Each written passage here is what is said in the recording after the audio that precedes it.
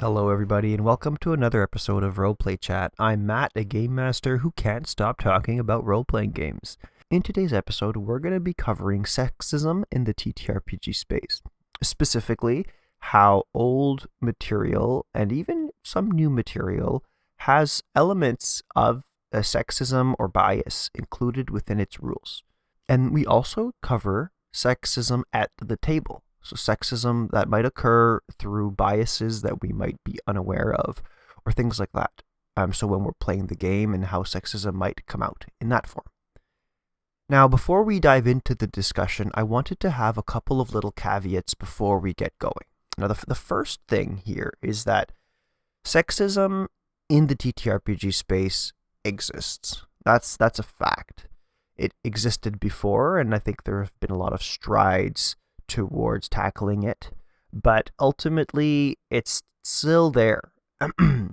Excuse me, it's still there. And the idea today, the objective today in this conversation and moving forward is to kind of challenge ourselves to make sure that we do the best that we can to remove it, to remove the barriers to entry and to remove, these elements of the game that make people feel unwelcome and unsafe. So in the conversation, I don't want you listeners to feel unwelcome and unsafe. The idea here is for you to come into this with a mindset of growth. And if at any time something that is said makes you feel a little uncomfortable, I hope that provides you the opportunity to have some self-reflection and to kind of keep listening. There's no personal attacks here. The idea is to have a conversation and to open the floor for us to grow and make this hobby a more accessible one to everybody. Because the more people that play, the more diverse the TTRPG space is, the better. I also wanted to make sure that folks listening know not to shoot the messenger. Here Lyssa and Shardea from the Slovenly Trulls podcast joined me to have this conversation, and I want to make sure that it's clear to people listening that, they're putting their opinions out there to help us grow as a community, not the other way around, not to sow division. So if your intention is to come back and say things that are hurtful or rude or mean to them, I want to say right now that that's not going to be something that we're going to tolerate. It's really something that we're here for an open conversation in an honest, kind way.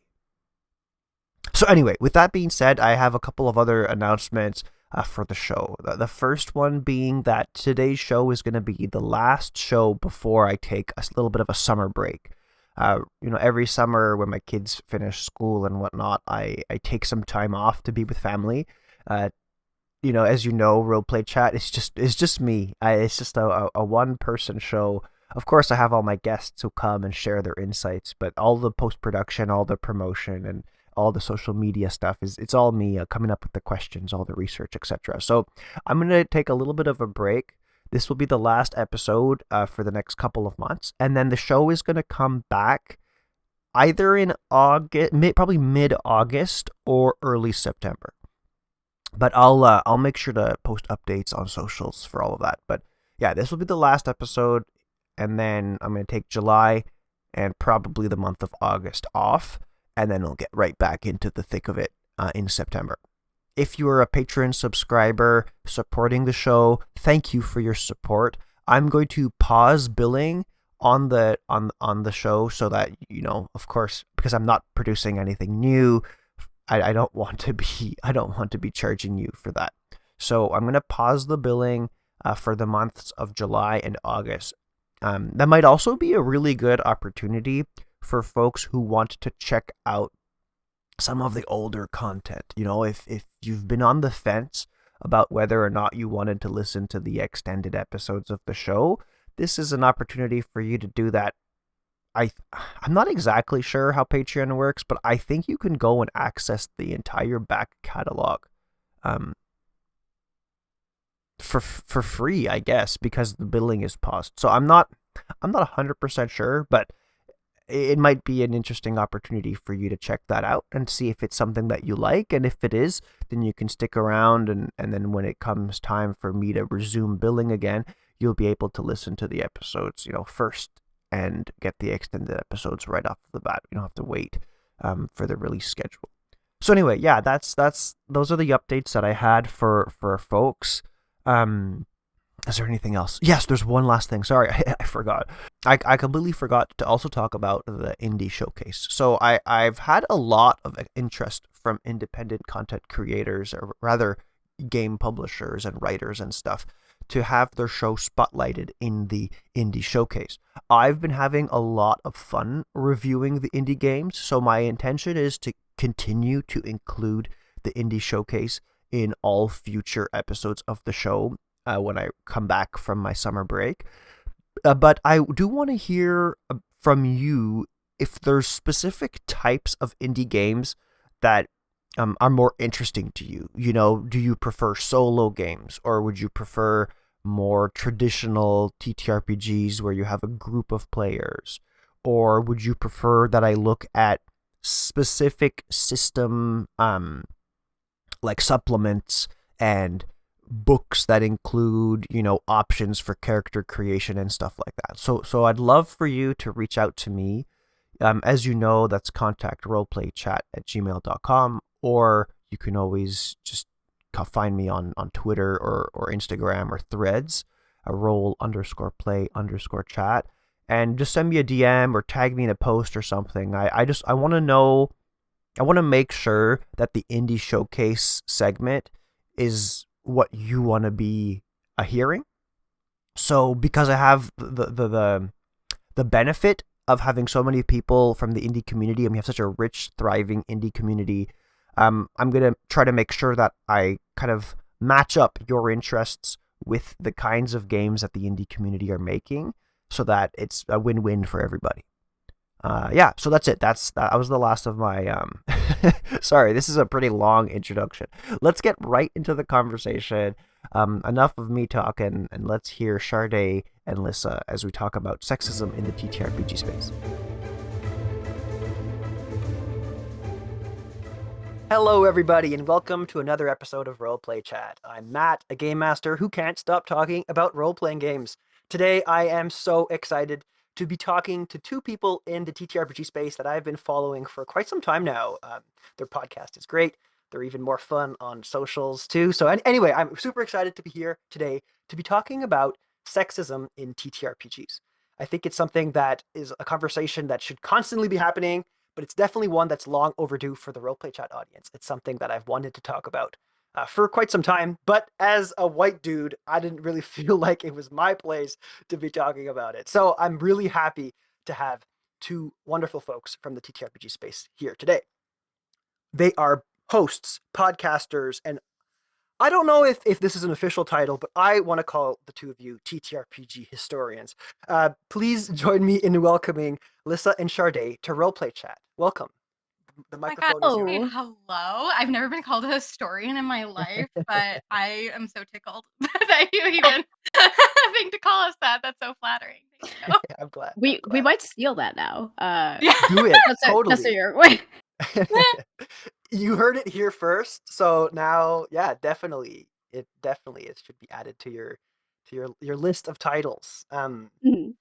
But yeah, Lyssa, Shardea, why don't I pass the microphone over to the two of you just to give the listeners of Roleplay Chat a quick little introduction. If possible, I'd like for you to talk about maybe a TTRPG that you're currently obsessed with or playing with. Maybe talk a little bit about your background in the space, whatever you feel is relevant to help give context to the rest of our conversation today. And maybe I'll throw it over to you first, Lyssa. Okay. Well, hello. I am Lyssa of the Slovenly Trulls podcast, and I am a co-host. There are two of us, Shardea and myself. We run a podcast that basically just yells about sexism in D&D, and if you don't know the history of D&D, there's a lot. TLDR, there's a lot of content to cover with that. We've been going on for 3 years. Our podcast is monthly. We will usually choose one topic, one very niche topic. Say we'll do hags, or say succubi and incubi, or say off the top of my head, drow. and then do a deep dive into that topic, look through like all of the previous history of that topic. So if it goes up until 5e, we start at AD&D, so in the 1980s or late 1970s even, and then go all the way to 5e, see what we can find, and then that's mostly what Shardea does because she is the horror for lore. Myself, I am the context queen. So I do usually focus on more sort of real life implications and real life context, if you will. So kind of to give it that academic, not necessarily like unbiased look, but to give it the benefit of the doubt in that sort of academic sense. And we are a very academic podcast in the way that, like, when I explain what we do is you get a verbal essay for 2 hours usually. We try to keep it entertaining, so there's dick jokes and, horny humor, but you also get cited sources. You also get, journal articles cited at you. You also get uh essays. We talk about essays, we talk about theories, we talk about stuff in the real world, we talk about psychology, sociology, all that good stuff. So if that sounds like it's something interesting, I don't know, like maybe give us a listen. Yeah. Well, if people are listening to Roleplay Chat, I think 100% they're going to want to go check out the Slovenly Trulls podcast. And it'll be linked up definitely in the show notes for today's episode. So listeners can go find that. And if you can sit here and listen to me talk to people about role-playing games for an hour and a half every other week, I think the Slovenly Trulls is definitely up your alley. Cool. How about I pass the microphone over to you, Shardea, to add to Yeah. that? Oh wow. Well, I mean, Lyssa gave such a great such a great rundown of what the podcast is. So I mean, all of that. And hi, hello. I'm Shardea. I am the other host of the Slovenly Trolls podcast. I am the whore for lore. So most of the time, if you see us going into D&D history and looking at all the source books and all the stuff that's like problematic with settings like the Forgotten Realms or Greyhawk or Spelljammer or Dark Sun, we go deep. Like some people online are like, there are other settings other than Forgotten Realms. And we're like, oh, we know. We understand. It's just there's a lot in a lot of settings that we kind of have to pick and choose. And yes, we also give real life context. And we also just try to, we are like the slovenly sleuths, also in a way, is like a term that we've also coined, trying to figure out where this stuff came from. Because yeah, a lot of it does originate in AD&D, OD&D, which even predates first edition, Yeah, like wow. before it was even like the game that we know of it today. But also there are roots in the patriarchy, in Reaganomics, in the Vietnam War. Like this stuff goes back like so far.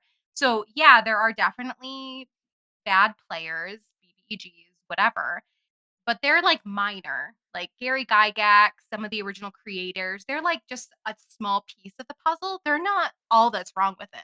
It's the whole world. That's kind of what we it's not just a D&D problem, it's a real world problem is Yeah, basically our definitely. slogan. Other than like don't be a dick. Other than that, Yeah. it's really overarching and just pointing the finger and saying Ed Greenwood is what's wrong. Gary Gygax is what's wrong. Sure, they've done some pretty gross things, but also like this spans I think the furthest back in history we've gone is the Bronze Age. So if that tells you Wow. anything, Yeah, um, going these back. things run deep. Yeah. Awesome, definitely. Well, I really appreciate that context, and I think that's gonna be helpful as we kind of dissect sexism in tabletop role-playing games a little bit today. Of course, I don't think we're going to be able to get quite as deep as the two of you have on your show. So I think this might be a good introduction for people listening, and hopefully it can be an insightful conversation. I'm kind of hopeful that we can cover two sort of pillars of conversation today. The first one is to just cover sexism in rules, whether that be D&D or other tabletop role-playing games. And then once we talk a little bit about that more specifically, then we can shift our focus to something that maybe people can take home for sexism in gaming groups, whether it be intentional or unintentional. I think a lot of folks without knowing it, might have unconscious bias in the way that they play these games. So I'm kind of hopeful that we can cover rules and table play in two different pillars today. And maybe a good place to start would be to just, if you have examples that you can think of from research that you've done or episodes of your show, can you talk to us about some instances or examples of sexism that you found in historic tabletop role-playing game material? Some of maybe the most egregious ones, or some of the ones that you found to be maybe the most interesting examples, stuff like this that you think might be good, a highlight reel, if you want to call it that. That's maybe not the right word to call it. I mean, how much time do we have? An hour and a half? Yeah. Maybe just pick the pinnacle. Okay. I guess I can pick one. And listen, we can like ping pong different examples, I guess, because I'm sure we can totally think of some. The first ping pong ball I will throw across the table is the strength cap of Advanced Dungeons and Dragons. So for those of you who don't know, in AD&D, the first like overreaching version of Dungeons and Dragons that was originally published in the 1970s, if you were a female character, if your character that you played, one of the very few classes that you played, if your character was female, you couldn't be as strong as a male character. Your strength score was capped at a certain number. Yeah. And this was done for the sake of, quote, realism, which is just it's so gross. It doesn't even, that doesn't even make sense. I know my wife could beat me in a fist fight. So well, yeah, it's that, and it's also like this game. Do the creators know they created a game with like magic and dragons and stuff? Was it so overreaching that like having women be stronger than men, like was that so far fetched to them that they're like, no, we have to, cap their strength. yeah, the rules have to have that, but we can They also have cast to. magic. Yeah, exactly. Yeah, exactly. That's my first ping pong example. Lyssa, take it away. Okay, let's do the Rashimi, because whenever we bring up sort of matriarchies in D&D, people come to us and they're like, oh, because the Drow were notoriously a bit problematic, let's just say, in many ways. But then they come to us when we make comments about the Drow, and then they say, oh, well, but have you looked at the Rashimi? Well, guess what? We did. And while they are not said to be a matriarchy, and they are said to be like women in charge, but what we've also been noticing as a definite theme within even like up until 5e, because the Rashimi are in 5e as well, like these women that you put in power, they come with strings attached. So where in Rashimi culture, women are supposedly in, I guess, in power in Rashimi lands. They have to pick male groups of people who can. Essentially the males in Rashimi lands have a hierarchy that they can like basically go up the ladder, so to speak, in the culture. Unless you are born with magical abilities, you, as a woman, do not have any power. So it is very much a case of, okay, some women have power, but it comes from privilege. And again, that's like a theme that goes on, because when we looked at something like the notoriously super cool Seven Sisters, so the daughters of Mistra being the goddess of magic, this all-powerful being, she has daughters. Again, these daughters were put into place, into positions of power. So they have privilege. So when we look at, glossing over, it looks like they have power. And people are so happy to come and yell at us that, like, oh, have you even looked at this? Because they haven't actually looked deeper into how it's come about. So it's like glossing over, sure, it looks like they have a lot of power. But can women in Rashimi society actually, like, go up the ladder to get power? No, unless you're born with that privilege, you actually don't have that ability.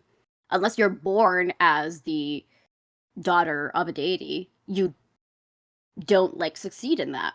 So like there's like a systemic problem of like people glossing over the fact that like what does a matriarchy mean? What is the actual definition of a matriarchy? What is the actual definition of these terms that we're using within D&D that they're claiming to be matriarchal, that they're claiming to be, you know, pro-feminist, pro-women. But then when we look at these terms, these definitions, we look at the context and we actually dig deeper into the lore, you start like seeing these little gaping holes where it's like, actually, that's not true at all. Yeah. And that's Do you where find that that's quite common? That, like, especially, I suppose, in the older context, that there's terminology that's being used in the wrong Yes. way. Yeah. Yes. Like Yeah. Lyssa just touched on it. Matriarchy is a huge one. It's huge because like she was pointing out, the drow are a matriarchy in D&D, but they're actually not. So you use Mm. the word matriarchy, and sure, it fits the dictionary.com, the Merriam-Webster definition of a matriarchy, in that women hold the positions of power. But when you really look into what does a matriarchy mean? What does it pass the definition? Like, how does it present itself? How is it different than a patriarchy or egalitarianism in society? It's supposed to look so different because when you put women in charge, you're going to have these different systems in place. They're going to Mhm. treat people differently than if men were in charge. But because, in our opinion, when we dug deep into it, because straight white cis men created this society of matriarchal women, the first thing they did was make them evil and subjugate men specifically. And we were just like, hold on, that doesn't seem correct. And when we dug into real world examples of how a matriarchy is supposed to work and looked at, you know, the scholarly sources, experts that are much more informed than we are, they were like, yeah, matriarchies aren't supposed to work that way. This evil matriarchy, which is really a stereotype when you come down to Mhm. it. D&D is not the only place that you see that. When you see these matriarchies, they are a misnomer. Like they're really reverse patriarchies because in a patriarchy, what we found in examples in Western culture mostly is that patriarchies can thrive by unfortunately subjugating groups that are not straight, white, cis men. Mhm. So Um, they were just kind of taking that definition, flipping it on its head, yep, Mhm. and calling it a matriarchy when exactly. really they're not. Oh, Mhm. yeah, interesting. Exactly. Yeah, so we call the drow a reverse patriarchy. We don't really even call them a matriarchy anymore. And people still, like on TikTok, on Twitter, are like, well, actually, the definition of a matriarchy says, and I'm like, okay, I'm so glad you know how to Google because some people don't know how to do that. Congratulations. But also, like, can you not like they listen to like the first like 5 seconds of a TikTok video or read like the first tweet in an entire like thread or whatever, and they think that they're like, haha, gotcha. And we're just like, Mhm. we have a sources page. You can look at it. It's public. It's Yeah, yeah, exactly. slovenlytrulls.com/sources. Like you can fact check us. We're like, and if you fact check us and if you find gaps in our research, absolutely call us out on that. But like if you don't do that, then like I don't know what Yeah. to tell you, man. Yeah, the thing is that why we started this podcast, one of the fundamental reasons was that the internet does not exist in nuance. Like you will see a tweet and people will get hell-bent raged from that one single tweet that says something about sexism in early D&D, that says something about like the problematic drow lore, that says something that, you know, pushes people to, you know, want to back that up. They do a quick Google, they're like, no, you're wrong, this is wrong, and here's why, and they will cite their source. But like what it's really missing is that sort of deeper look into the context and like a bigger picture, a bigger investigation into all that it is, which is why we have so much trouble because like our episodes will try to cover like big things. Like we Mhm. only had 2 hours because we have done a 3-hour episode before. It was a It's long intense and episode. it's a lot It's for Yeah. intense. listeners. We've actually asked people like, "Hey, would you like this split up? Like, would you like this?" And our listeners straight up are like, "No." put We it have all us this. together. Yeah. We do Yeah. that. Usually people listen to us when they're painting minis. We've heard when they're cleaning, when they're doing chores, and they're like, Mm. you're like my soundtrack to that, or your road trip stuff." So like Mhm. people will find time to like listen to the entire episode. And they don't want us to split it up, which is fascinating. Mm. But like, Well, and you touched on something interesting there too about how like, and maybe this is less TTRPG specific, but how we're in an age where people want to have bite-sized everything, Mhm. totally. form opinions quickly, Yeah. get defensive quickly, and I think maybe that this might not be a bad place for me to also caveat today's episode. I think people listening today, you know, we might, the two of you or myself, we might say something about your favorite edition of a game, and we're not here attacking you specifically, No, never a right? personal It's attack ever. here to grow as creators, as players, as people, and I think that that's sometimes I can't help but think that the people that say those things on like a TikTok or a tweet or whatever, Mhm. they're not coming at it from a perspective of growth. They're here just to say their piece, and that's it. Like, Yeah, they weren't going to listen to the 3 hours anyway. There was no Yeah. convincing those totally. people Yeah. in the first Yeah. place. So I'm hoping that the people here today and the roleplay chat audience, I'm giving you the benefit of the doubt that you're the kind of people here that are trying to grow as players and as people. Anyway, I'm not sure where I was going with that, but I and and I and sort if of you have thoughts or concerns that you want to share, don't go be mean to people on the internet, especially not the guests The of way my to show. do it. Don't Like do it. we will, if you engage in discourse with us with like respectfully, we'll have a Mhm. conversation with you. It's Yeah. really not that difficult. It takes so much more energy to be mean than it does to be kind. And if you think like we had people like we got a fact wrong recently, and that one of our episodes was on Dragon Magazine, whole can of worms, the publication that was published by D&D, and I Mhm. incorrectly said that, oh, this is when Paizo, because Paizo, who now is mostly known for Pathfinder, they used to publish Dragon Magazine, and they don't anymore, but they did for a long time. And I incorrectly attributed an edition of Dragon Magazine to Mm. Paizo when really it was the next edition. I just was like one edition off. It happens. We make mistakes. There were some people that were so rude about it. They're Oh just like, no. "I can't believe you got this wrong. How dare you? How dare you besmirch the name of Paizo?" And I'm just it was really, like, nasty, and then some people were very kind about it, and they're just like, "Hey, listen, I don't doubt that Paizo did some gross things, but I think you were off by an issue." Or, "Hey, I'm so sorry. I think you were off. Here's my source." And Mhm. those people I'll engage with on social media. Those people I'll respond to. But the people who are just yelling, like, they're just trolling. They're looking for a response because, like Lissa said, the internet isn't built for nuance, and especially Mhm. sites like Twitter, TikTok, they thrive on rage bait. That Mhm. is Yeah. what Yeah. gets likes. That is what gets comments. That's what the That is algorithm what wants. Mhm. Definitely. Totally exactly, will. that's Mhm. what the algorithm is built for. So if you're wondering why you're so mad all the time when you're on these social That's media sites, yeah. that's why, because the algorithms are feeding you stuff that it knows you're going to comment on and make you mad, and then the creators are getting all this, traction because people don't agree with what they say, and, like, it's never the nice, wholesome stuff, like, maybe once in a blue moon, nice Yeah, yeah. Well, but speaking of nice things and going in the right direction, um, are there examples of improvements that you've seen in new versions of Dungeons and Dragons and other tabletop role-playing games that you would say corrected or course corrected some of the sexism that you saw in some of the older content? Things that are like going the right direction. Mm.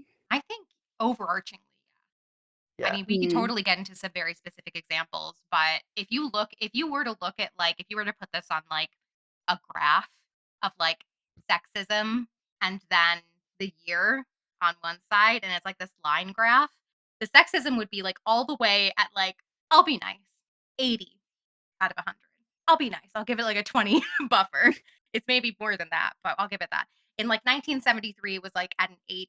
If you go follow the bar graph all the way to like 2024, it's maybe at like a 35 on a good day. Mm. Like there's still stuff in there, but Mhm. overarchingly, we have made huge strides. And by we, I just mean as a community and Mhm. also D&D. And even, I know we hate wizards. I know we do. But they have made For a improvements. lot of reasons, We more Yeah. hate than just wizards the for so sexism. many But reasons. But like, if you look at from where we started mechanically and lore wise in Mhm. 1973 and follow it to 2024, we are moving in the right direction, and it's Mhm, really hard to mhm. see that again with the rage bait stuff. But and as overarchingly, yes. yeah, and as far as because yeah, it's not perfect. I'd be curious to know like how sexism presents itself in modern day content. Because obviously, like you're saying, overarchingly there's an improvement, but it's not perfect. Are there things that stand out to you that maybe to like somebody who has less information and spends less time looking into this stuff Mhm. might be an example of sexist content without maybe even us realizing it.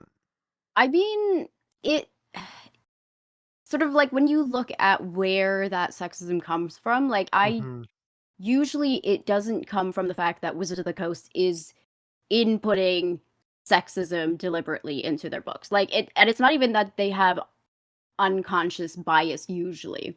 It's the fact that there is so much material from early D&D that basically throughout the years it's basically like a funnel. So each mm, version of D&D, you skim off some of it, you chop it up, you edit it back together. You skim off, you chop it up, you get it back together. We're at 5E, 5 and we're looking towards the next edition of D&D, but there's still stuff because they want this continuum of stuff that started in the very beginning that is consistent with something that Gary Gygax came up with back in the 1980s.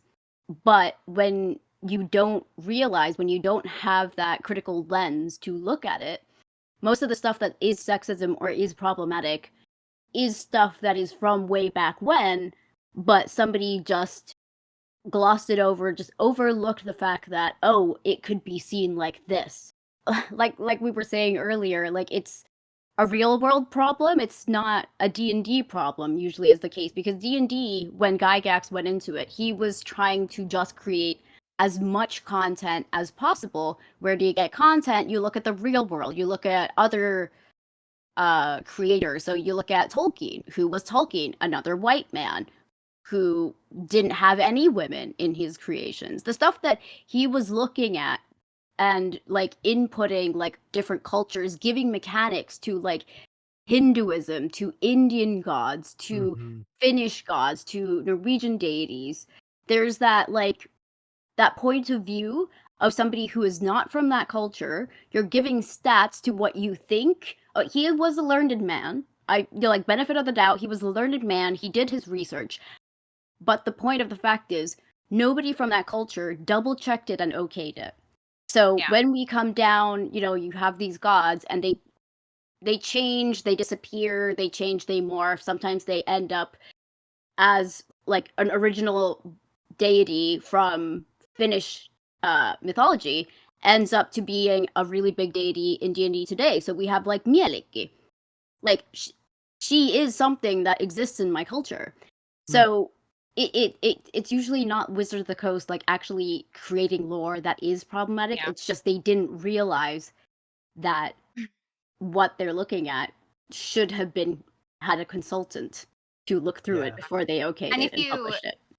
and if you want like even more concrete examples, like you don't really even have to look further than the Drow. The Drow are still in 5e. Wizards of the Mhm. Coast made a promise to fix Drow. They haven't. Mm. Yeah. They just haven't. They have not fixed them. They added a couple of subclasses and we're like, here you go. Some Drow are good. And you're like, that's not good enough. Yeah. That is Yeah. really not good enough. There is so much, like Lissa said, there's so much baggage to overcome. And even going past the Drow into examples like you said, maybe people wouldn't even notice. Look at the description in the 5th edition monster manual of banshees, which you wouldn't think. We did a whole episode on banshees. Mhm. You wouldn't think it's that bad. But in like the evolution of banshees, first off, banshees just overarchingly in fantasy are just They're taken from Celtic mythology. Mhm. Banshees are actually guardian spirits. They're not meant to kill you. Like, they're meant to warn of death. So, Mhm. not only just D&D, just, like, a bunch of horror stories and a bunch of other fantasy books and stuff, and they've kind of made these shrieking women looking for revenge, which is very problematic. It's turned into a whole stereotype. But even in 5th edition Banshees, in 4th edition, weirdly, they fixed Banshees by making them, like, not as problematic, by adding some nuance to it. In 5th edition, for some reason, they walked that back. They're like, "Hey, in 4th edition, Banshees don't have to be elven maidens. They can be any spirit that felt like they were wronged in some way, and they're coming back to haunt the living, and if you cross them, they might kill you." 5th edition comes along, they're back to being elven maidens for some reason, Mm. specifically elven maidens. And they really, really love shiny things, and they're very vain. And that came out of literally nowhere. That's not in Banshee mythology, Yeah, not yeah. anywhere. And you're just like, wait a minute. And you can't even say, oh, they're just trying to add more attributes to set them, apart from other monsters. You can name 20 monsters from the monster manual that are vain and like shiny things. Like or like mimic freaking like treasure chests for a reason. Mhm. Or a lot of monsters have like hordes in D&D. Why did they add that? Why did they feel that? I don't have the answer. I just think Mhm. they were leaning into stereotypes personally. That's my conspiracy theory. But if you just look in these tiny details, you can even still see like sexist stereotypes being used. And a big part of the problem why they stick out like that to us and maybe even to other people who have an eye for that kind of stuff is 5th edition doesn't have a lot of lore. Like, they don't have any lore books, really. You find the lore in the monster manual. You find it in Mordenkainen. You find it in Yeah. barely the Sword Coast Adventurer's Guide, some adventures. It's so, like, all Scattered. over the place. Mhm. Scattered, exactly. It's so scattered that you are, if you want to look up D&D lore, let's say you want to set a story in the Forgotten Realms, there is no more Forgotten Realms campaign setting for DMs to use. It's just the adventures. And if you want anything else from like any other context, you go to the wiki or you look at other editions and you find a lot of the problematic stuff that has not been fixed. 5th edition just is like, you know what? Maybe the solution to this problem, and this is just me being hyperbolic. I don't actually know if this is their reasoning, but it's the impression I get from researching it for 3 years is that, oh, we can fix this by just not having lore anymore. Mm. That doesn't problem. Like you could just Yeah. Would you say that that makes the problem worse? Because now you find 100%. these isolated instances Mhm. that aren't built off of anything anymore, Mhm. except for, like you're saying, possibly stereotypes. Or it comes across that way because, like you're saying, Mhm. there's absolutely no background or lore to justify its existence.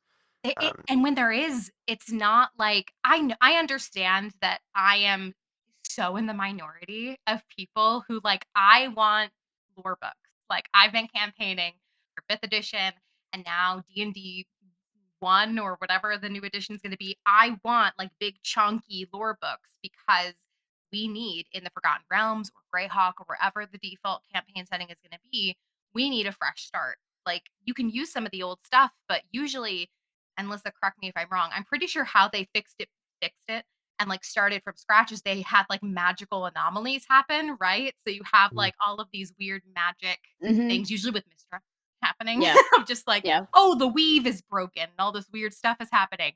Oh, the gods are at war again or whatever, and you just start Yeah. from It scratch. they so what happens in between usually editions of D&D is there will be a war between the gods. So, this tumultuous thing happens in between and it changes everything and okay, let's scrap this one, let's scrap that one. This one doesn't make any more sense. We'll fix this Mhm. one, but we'll combine it with that one because we scrapped that one, so combine it with this one. It's essentially just the editors going, okay, we need to make a whole lot of changes. Lore wise, we'll say either Ao, the big daddy god who rules over everything, decided that, like gods don't have powers anymore, and then like everything happened, or the gods went to war, or there's some other lore reason that happens in between episodes, so that the editors can go in and be like, okay, we need to redo all of this. Yeah, And they yeah, didn't yeah, do that yeah. for 5th edition, and anything that you find of anything like that happening is in the novels, I think, which most people don't read.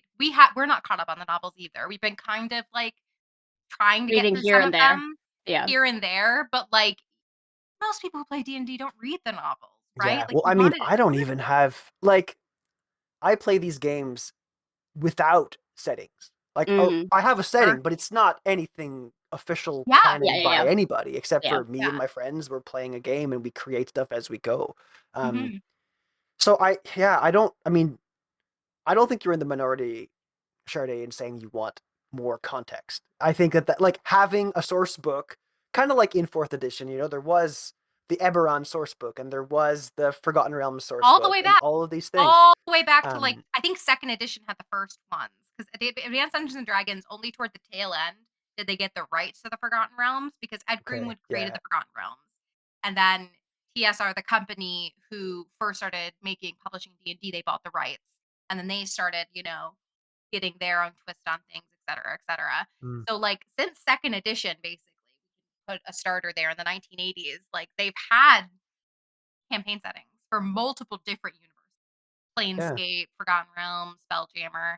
We don't have any of that. And like maybe I've seen like Planescape and Spelljammer in 5th edition maybe get like their box sets, but compared to what it used to be, I feel like just like old woman shakes fist at air. Like compare back in the old days, even if the lore is problematic, they had like books and books and books and books that Yeah, are yeah, yeah, totally yeah. optional, because a lot of people, like you said, they have their own worlds. You can, and that's a lot of the feedback we get on the podcast too, is like, why do you care? Because a lot of people homebrew their worlds. And it is a good point to make, right? Hmm. And yes, Yeah, but I mean, please do make your world. you homebrew your world based on some material. It's not Yeah. just completely out of your hat. Like there's going to be some source material that finds its way into your game, and Mm. usually it's like a monster manual. So if there's sexist Yeah. elements in a monster Yeah. manual Yeah. or in certain stat blocks or in certain attributes of something like that, then you might inadvertently be embedding your game with Hmm. something that is sexist. So I think that's a really interesting point. If you're all right with it, I think we're gonna shift over to the second pillar of our conversation, which is trying to talk about sexism in gaming groups. Let's give ourselves a scenario. Let's assume that someone listening today is a game master running a game. They want to do everything that they can do in their power to make all the players at their table feel welcome. In the context of making a game feel safe and fun for women at this particular table, what are some things that you would encourage that game master to do? Maybe it's tools or resources that you find useful to help protect the safety of their players, and specifically, if possible, them presenting players at the table. I think it starts fundamentally, it comes down to having an open communication with the between the GM or DM and the players. And it depends on what kind of a relationship you have with them. If it's you're joining an online game, you don't know them, you've never met them before in person, it's more awkward. Then what is the best way to communicate? Would that be through text? Would that be through like messages between you? Would that be a group chat? If it's in person and it's somebody like it would be are making yourself approachable. Just the fact that you think you're approachable doesn't mean you are approachable. So like Mm-hmm. being open and trying your best to be open and asking for feedback from your players. I think feedback and like a feedback loop and just checking in with everybody is like a beautiful concept like within D&D. Yeah, it's keeping that like feedback loop between like GM is open to suggestions, not necessarily that like people have to come at you and being like criticize you, But the fact that, like, if they give you feedback that there is something that you could be doing better, like, that's what we want to achieve, right? We want everybody to be included. We want everybody to feel safe. So having a system in place where there's open communication and maybe using something like the X card. So if everybody has a card, it has an X on it, and if a topic comes up, somebody holds up the X card or says, no in chat, or, like, steps away, like, that you will be considerate of that, and then you don't approach the topic. You move on from the topic, and that's something that doesn't get discussed. I don't know if Yeah, Shardea has that makes something else sense. And to. yeah, X cards are Top tier. fantastic. Mm. Same thing with like the lines and veils. Yeah. Yeah. That's something Lines and that I veils. think people, yeah, I think it's becoming, at least in the circles where I play, it's becoming very commonplace to just, hey, Mm-hmm. here's the lines and veils, fill it out real quick, Mm-hmm. even for like a Yeah. one shot and stuff.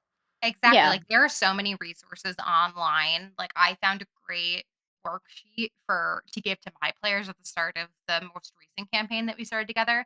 And by the point that I, learned about safety tools and I found this worksheet, I've been playing with my players for like almost 3 years. And I Mhm. was like, no, we need to do this. I don't care if you've known each other for 10, 20 years. Like you might learn something new.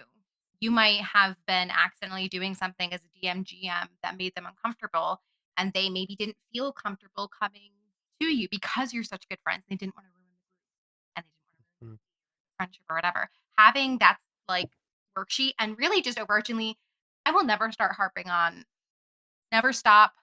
on about the importance of session zero. Mm-hmm. Even if Mm-hmm. you are just playing a one shot with people, meeting them beforehand, creating characters together, or just like having like a 30-minute chat of like, hey, here's the vibe Mm-hmm. of the campaign. Here's what we're going to be doing. Do you guys want your characters to know each other or not? Is there anything you really want to explicitly talk about at the table? Like session zero is not just for like, mitigating sexism, just anything. They Mhm. are so, so important. And then my other thing, like I guess piece of advice to other DMs, GMs who want to mitigate sexism or make sure that, they're tackling it in a responsible way is doing your best to craft a table so it's not just on the DM GM Mm-hmm. because the DM GM does a lot. Speaking from a Mhm. DM's perspective, I already do a lot.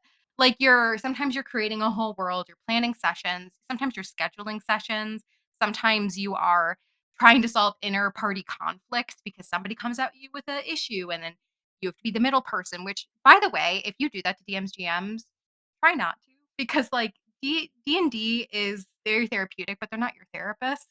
And sometimes they don't like being the middle person.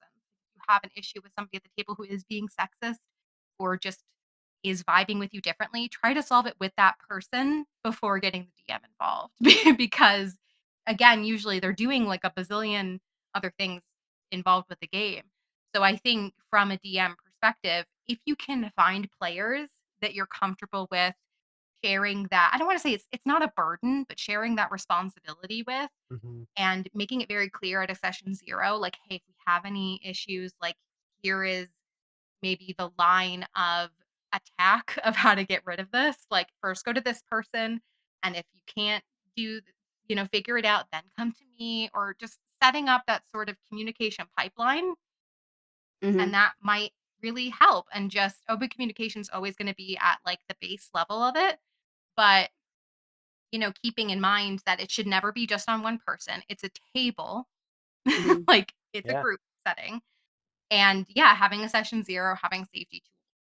That's That's just a really I interesting point. I don't think I've ever heard somebody recommend that, and I agree really. one like well like this like idea of specifically don't only go to your game master with your problem. And it's funny because it's like it feels like such a common sense thing when you're at work and you have a problem with somebody, or if you're with your friends and somebody says something that offends you or that you want like a behavior that you're like, hey, let's not do that. Even like a silly example, like I'm gonna think of a time where we went to a cottage and one of my friends was cleaning, like they were cleaning this like the snot sucker for their baby in the Oh, sink, sure.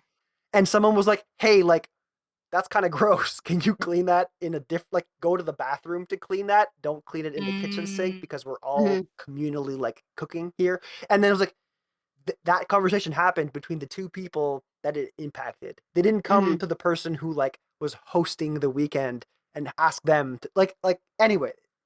Yeah. You're 1,000,000% right. Like I don't know why in role playing games. I guess it's because of this like quote unquote position of authority that the game master That's, seems I to think you're have. right. I think It- there's this concept of like the DM as God and like the Mhm. DM as the ultimate authority. And the DM has ultimate authority in the world. Like the DM doesn't have authority over any person outside of the game. Yeah, Like in the exactly. world, Yeah. 100% totally. I wouldn't necessarily call them a god because I think that's a little bit problematic. But like they have authority in the world. They make the calls. They do whatever you can. They, hopefully you're working with them on your backstory, that kind of stuff.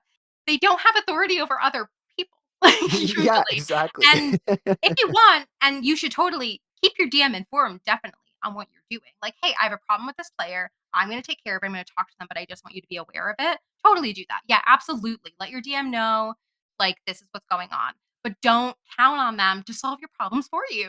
like, like that doesn't even work if you're teenagers, man. You should be Mhm, you should be mhm. learning this stuff, like, especially if you're playing as all adults. Like, you're all adults here. Don't make the DM the parent outside of the game. In the game, sure. I call my players my children all the time in game. I literally said the other day, I like to feed my children. So, like, in the game, yes, 100%. Outside the game, I try not to do that, but who Yeah. knows if that's, at, true, but And at the I end of the go ahead, Lyssa. Yeah. at the end of the day, this is a group storytelling game. If you're not involving the group, why is this a group storytelling game? This is like it breaks up the group. And I know that like some people play differently and your group might be different where the DM does like hold all responsibility, but consider that there are other ways of doing things. If it works for you and if it works for your group, and like that's how you vibe, then that's completely fine. But this is like kind of going towards uh these are suggestions. This is not like anything that you have to do in any way, but these are like suggestions that we have found that work for us. And Mhm. that's like the foundations of or fundamentals of D&D. Like play how you will, but like this is how we play, and the people who want to join in on how we play, these are our suggestions, and this goes for like everything we probably say on this yeah. podcast. Yeah, We say that at definitely. the end of every episode too. It's just like, hey, if you want to use this stuff, if you want to use a strength cap, go for it. I can't stop you, but just like just to let you know, this is all the context. This is how people might be feeling. But if you're all cool with it and you're not hurting anybody, sure, like you do you, Yeah, man. Yeah. definitely. And I think too, like within that context, I think just being aware, right, must be something that we have to try to broaden our horizons as a game master put in a position like this. If you're somebody who's often just kind of playing with the same group of people, you might have inadvertently had certain conversations over the course of playing with the same group of people for a very long time. And then as soon as you introduce somebody new to that table, or you decide to run a game for a completely new table altogether, you're going to come to realize that you didn't have those conversations if you don't have them. Like it Yeah. definitely happened to me before where when I was game mastering, for the first like probably 3 or 4 years of being a game master, it was always the same people that I was playing with. So Mhm. you kind of get accustomed to one another, and without necessarily having explicit conversations, these topics come up through a regular relationship. Mhm. And so Mhm. you find yourself running a game a certain way. And then when I ran my first game for a completely different group that had Mhm. different people with different personalities and different backgrounds, I found myself like, oh, wow, like I don't have this context anymore. I better Mhm. have those conversations and make them explicit Yeah. sooner, Mhm. Mhm. not wait Mhm. 3 years to have them. Because then I realized, like, yeah, some players, even if it's like quote unquote arbitrary things like scheduling or the end time of a game or Mhm. how comfortable somebody is with some players eating at the table versus not eating at the table. Like these are like preferences, but we're all Sure. people and you have conversations about these things. So anyway, I think that that's something to keep in mind. Yeah. And if there are I any DMs or GMs listening, if you are just learning some of this stuff, don't feel bad. You're Mhm. doing amazing, sweetie. Like, you're doing so much already. Like, if you didn't know these things and you're learning something here today, that's amazing. If you have something and you take something away from this, that's amazing. Don't feel like you are a bad game master for not doing these things. It also took me a couple years to even safety tools, like, Yeah. in Yeah. general. So we're not shaming anybody for not using them, but just completely we might shame people a little bit if they're like, "Oh, safety tools don't matter. Oh, if you do this, blah, blah." At my table, back in my day, like, if you killed a character, you didn't have to have their consent. And I'm like, "Okay, hold on." Like, hold the phone. Like, we're not like, if you're if we I hope you learned something maybe from this conversation. No shame, no tea, no Mhm. shade. Like, you're doing great. It's okay. As long as your players are having fun and everybody feels safe, you're totally good. Go ahead, Liz. I know you want to say I something. I was just gonna say, like, when we were talking about like safety tools and stuff like that, and when you have been playing with a bunch of people for a long time, you're going 10, maybe more years. But the thing is, right, people have different experiences throughout their life. So what didn't traumatize them back when they started playing Totally. might be a trigger for them now. Mhm. Like, okay, maybe you're best friends and maybe you knew that they went through something, but you didn't realize just the specific things, the thing that will trigger them that comes up in one episode that makes your player go, "Oh, I'm not okay with this." And then you don't have the tools, you don't have the X card, you don't know. So it's good to recheck back and say, is there anything like, like to rehash out and be like, okay, are there new triggers? Are there new things that you don't want to discuss? Maybe you were good in it in the previous campaign, but maybe you just don't want to play with that anymore. Like things Yeah. change, people change, they Yeah. From a have player different perspective, for opinions, they sure. have different like life points. So, you never know. Even if you think you know, you might not know the specific triggers. So I would say that even if you are going on in a long campaign, it's just the same campaign or it's a different one, but like checking back and making sure that you are all on the same page is always like a good thing. Yeah, definitely, definitely. m- I moving on to maybe another topic, if that's all right. Mhm. I think Yeah. we'll have for people who are still curious about safety tools. I'm going to try to remember to link them in the show notes for today's episode. So the X card, the Lines and Veils document, things like that. Um, I wanted to if we and I mean I'm far from an expert in this, but lately I feel like in most conversations that pertain to sexism or racism in role playing games or in like the broader context of life, oftentimes we hear about something called unconscious bias. I was wondering if the two of you could talk a little bit about what that is, and then how that may or may not present itself at a table when we're rolling dice with our friends playing games. If you Mhm. feel comfortable talking about that, because I think it's something that is definitely relevant. Because even Mhm. with the best intentions, we might Yeah. have we might have our biases. I So, mean, yeah, go ahead, Lissa. yeah, I mean, did you want to talk on this or did you No, want me go for to? it. Go for it. You go first. You go Okay. first. So, unconscious bias is basically their attitudes, their stereotypes, their cultural things or learned things that you as a person either through like actually having learned it like in school or in education or you picked it up by noticing how other people behaved.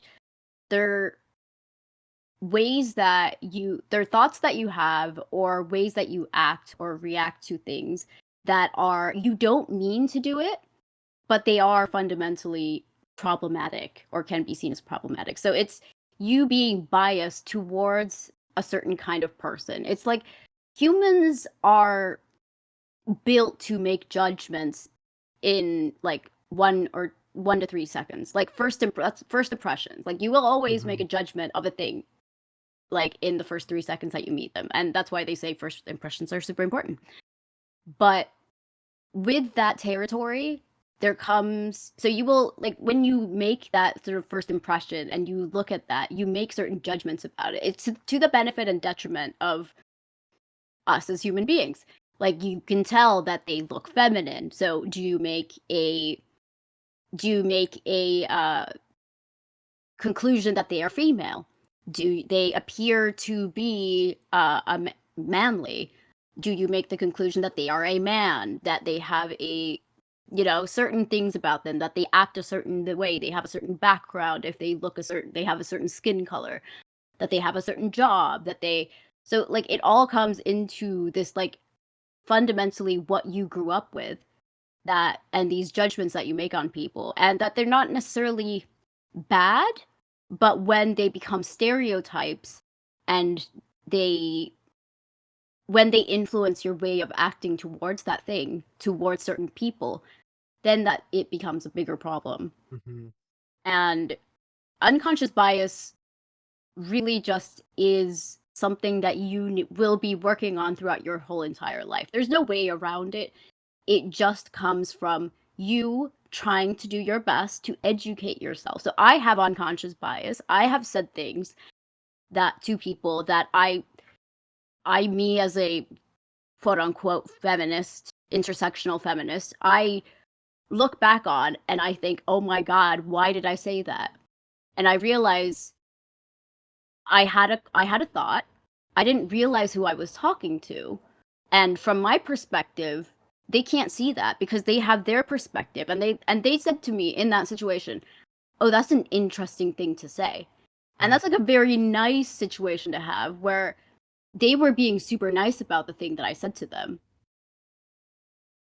And I looked back and I said, "Oh my God, like, why did I say that?" So it happens to everyone. You will slip up. Nobody's perfect.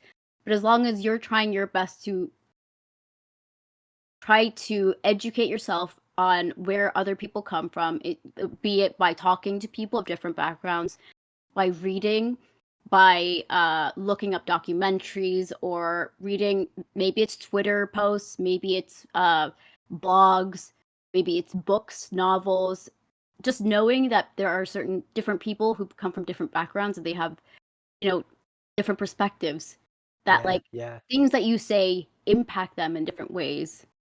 So I feel like that's unconscious bias.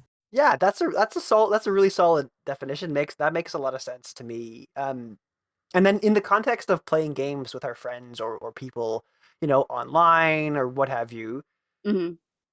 how do you think that unconscious bias, specifically like sexist unconscious bias, let's maybe because I think if we go unconscious bias the whole thing, it might be The whole thing. We'll be here for hours. We'll be here forever. And then we'll need to bring in That's people fun. from so many other groups to have this very nuanced conversation, which 100% needs to be had. Yes, Yeah. definitely. Let me just say that. I think maybe I can speak on that like a little bit, because yeah, I mean, do what you can, right? We can only do what we can. yeah, I mean, listen, like Lyssa said, it permeates life. You're going to bring that unconscious bias at a table. Full stop. Like, sorry, like, nobody's perfect. It's okay. Nobody's perfect. You're going to bring that to a table, the DM, the players. It's going to happen. And even going back to the history of D&D, the people who created it had unconscious bias. They were also influenced by how they were taught, the media that existed around the time, the stereotypes that existed around the time. So if you're using that material all the way up to 5th edition, and I will also say, not just D&D, if you use any tabletop role-playing game, I'll say it here. Pathfinder has it. GURPS has it. Fatal, don't even get me started. If you're playing Fatal, consider seeking therapy.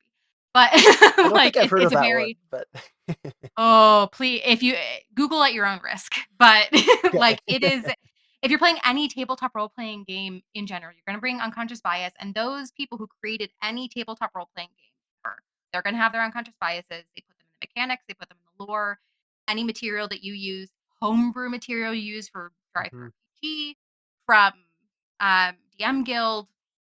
Everybody has their unconscious bias. They put it into their art. Like, artists, the art, the writing, the rhetoric, it's everywhere. And people bring their unconscious bias and their baggage to the D&D table, the DMs, the players. So as long as you are, I think the first step if you want to talk about tackling it, is being aware. Like Lissa said, just be aware that you have it, everybody else has it.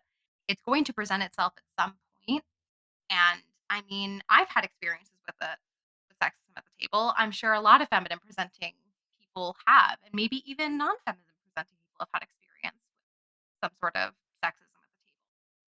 And you can tackle it. It 100% can be done respectfully and through a wider lens. You just got to be aware that it is a thing that's happening. And Yeah, a good I point. wish there was a way to avoid it, Mhm. but there unfortunately probably isn't. But as long as you work your entire life, like Lissa said, it's going to be a lifelong thing that you as a person tackle. As long as you are aware of that at your D&D table and you tackle things as they come and you have these conversations, then that's really the best you can do, honestly. And then maybe approach people who are using their unconscious bias, as respectful as you can, help them overcome theirs, make them aware, and then step by step, change is not going to be instant. It never is. I know we want it to be like you said. We want our things now, instant Mhm. algorithms, but like it's not going to happen. Just tackle it brick by brick, and that's really the best you can do. Awesome. Fantastic advice. And I couldn't agree more. You know, I think tabletop role playing games are probably a medium that is the most we're literally inventing things. We're Mhm. improvising things when we're Mhm. playing a game, Totally. right? Mhm. So like the unconscious bias is going to come out, like you're Yeah. saying, Mhm. because you're coming Mhm. up with things on the fly. You're making a voice for a character out of Mhm. nowhere. And even if you have the best intentions, that voice is going to be coming from somewhere. You know, you're going to Yeah. have some representation in your head of the character that you're creating. So, Mhm.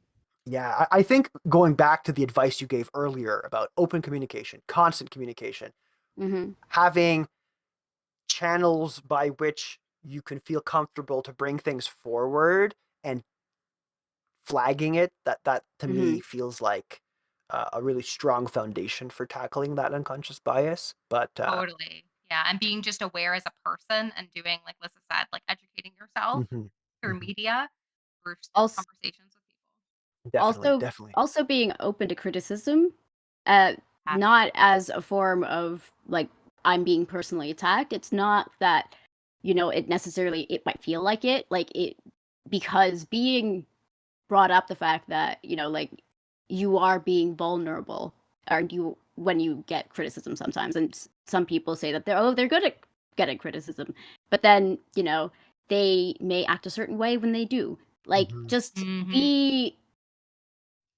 be it's not about you, it's about the other person that you have not necessarily hurt but that you have impacted.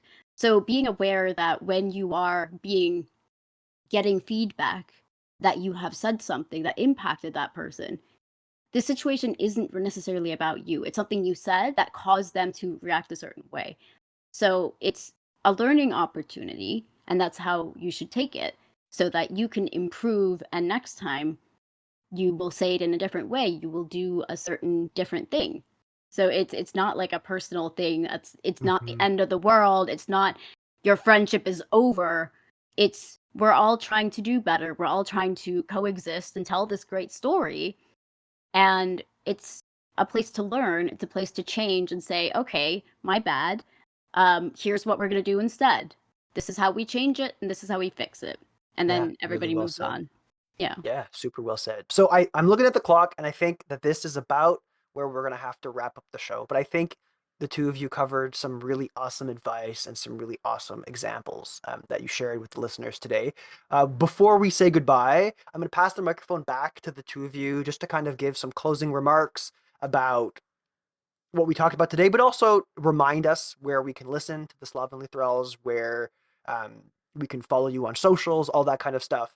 And then we'll say goodbye, and I'll do probably a conclusion perhaps on my own at another time. But yeah, passing the microphone back over to the two of you. Yeah, well, I am Shardea. You can find the Slovenly Trolls podcast basically wherever you listen to podcasts, Spotify, Apple Podcasts, all the podcasting we are there. I think the only place we're not there is YouTube because the comment section scares us. So anywhere other than like YouTube music. And you can follow us on basically all social platforms at Slovenly Trulls. That's SLOVENLY TRULLS. We're on TikTok, on Instagram, on Threads, on Twitter, Blue Sky. I think that, and you could follow us there. You could listen to the podcast. We're really anywhere. We'll pop up. We're like a fungus. We just kind of pop up and we kind of like spread our what's that thing with mushrooms? The Mycelium. mycelium. Yeah. We are the mycelium. We'll pop up somewhere. We'll get the spores and infect the whole internet at some point, probably. Fun fact: that's a D&D reference because I have a Circle of Spores druid that I'm playing. I was obsessed with mycelium, but for some reason, the word for mycelium just right out of my head. That's awesome. That's awesome. Yeah. Yes, I am Lyssa. I exist in the same spaces as Shardea does. We two women this job. She's in charge of half of it. I'm in charge of the other half. If you want to get in touch with the other one, just ping us on one of them and we will direct you to the other one. It's like, hey, I don't know who I'm talking to. Well, the message will get there eventually. Like, we have a whole text thread about it. Like, hey, I want to talk to Lyssa specifically. I'm like, all right, bet she's more interesting, and then I'll pass you after.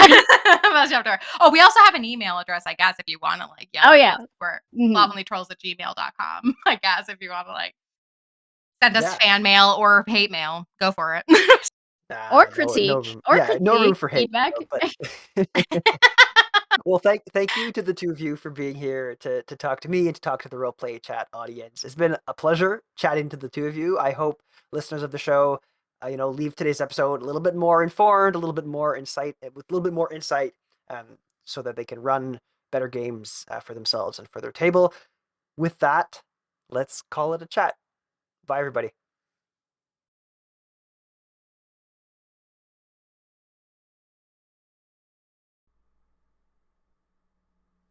And there it is, the last episode of Roleplay Chat before the summer break. I hope everybody enjoyed the conversation. I think it was a really insightful one, and it's always helpful to talk about safety tools at the table. So be sure to check the links down below.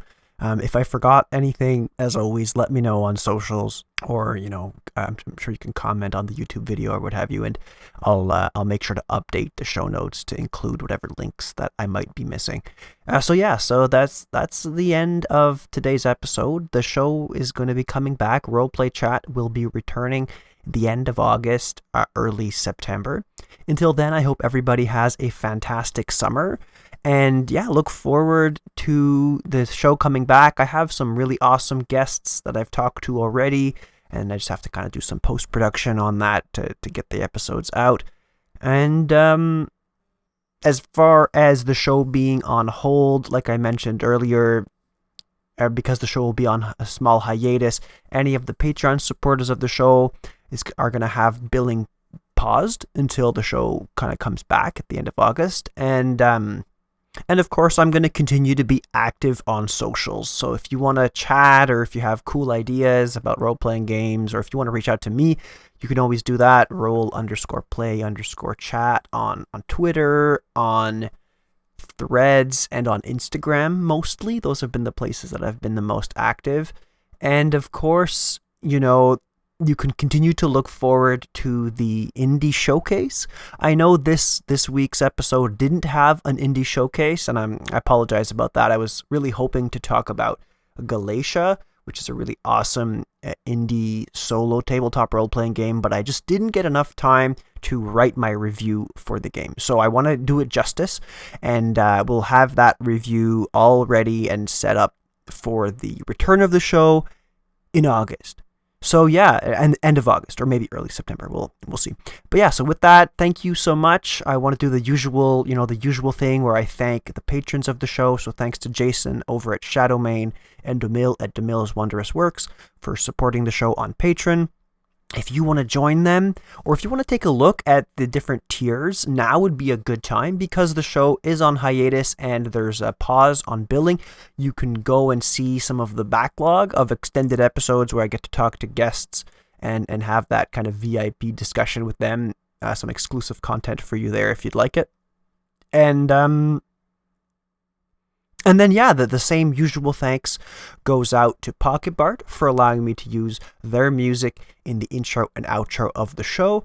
If you want to support the show, if you want to help the show grow without spending any of your own money, you can support me by spreading the good word of Roleplay Chat. If you listen to the show and like what you hear, giving me a review on the podcatching platform that you're using, or coming onto YouTube, subscribing to the show, and liking the show and liking the videos that you're watching and sharing them really go a long way to helping the show kind of get recommended to other folks who are maybe outside of my social circles and things like that. So I really, really, really appreciate anything that you can do to spread the good word of Roleplay Chat. So yeah, so with that, let's call it a chat, let's call it a summer, and we'll see you all in September or early, or sorry, yeah, let's just say September. Anyway, bye everybody. Have a good summer.